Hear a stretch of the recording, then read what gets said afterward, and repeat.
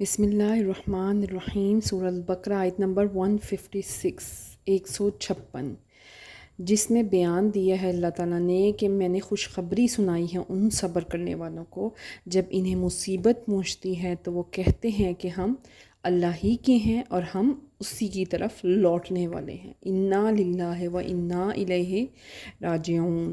حضور صلی اللہ علیہ وآلہ وسلم نے ارشاد فرمایا، جو مصیبت کے وقت انا للہ و انا الیہ راجعون پڑھے، اللہ تعالیٰ اسے اچھا بدلہ عطا فرماتا ہے اور اس قدر دیتا ہے کہ وہ راضی ہو جاتا ہے۔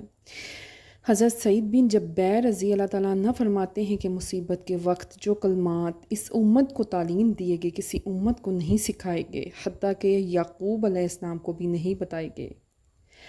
حضرت سلمہ رضی اللہ تعالیٰ عنہ سے روایت ہے کہ حضور پر نور صلی اللہ علیہ وآلہ وسلم سے میں نے سنا کہ بندے کو جب مصیبت پہنچتی ہے تو وہ اس پر انا للہ و انا الیہ راجعون پڑھتا ہے تو اللہ تعالیٰ اس مصیبت کا اسے ثواب دیتا ہے۔ حضور صلی اللہ علیہ وسلم نے فرمایا، جب کسی بندے کا بچہ مرتا ہے تو اللہ تعالیٰ ملائکہ سے فرماتا ہے، تو نے میرے بندے کے بچے کی روح قبض کی؟ وہ عرض کرتے ہیں جی ہاں۔ پھر ارشاد ہوتا ہے، تم نے اس کے دل کا پھل لے لیا؟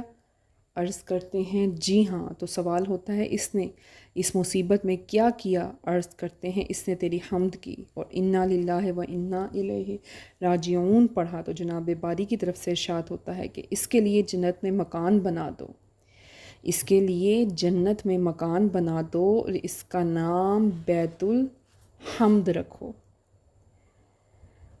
یہ لوگ ہیں وہی لوگ جن پر ان کے رب کی طرف سے بخشش اور ہدایات ہیں اور رحمت، اور یہی لوگ راہ ہدایات پر ہیں۔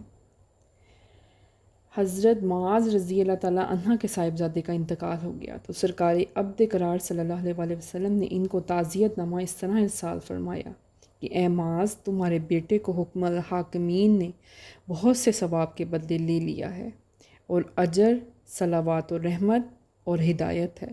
صدق اللہ العظیم۔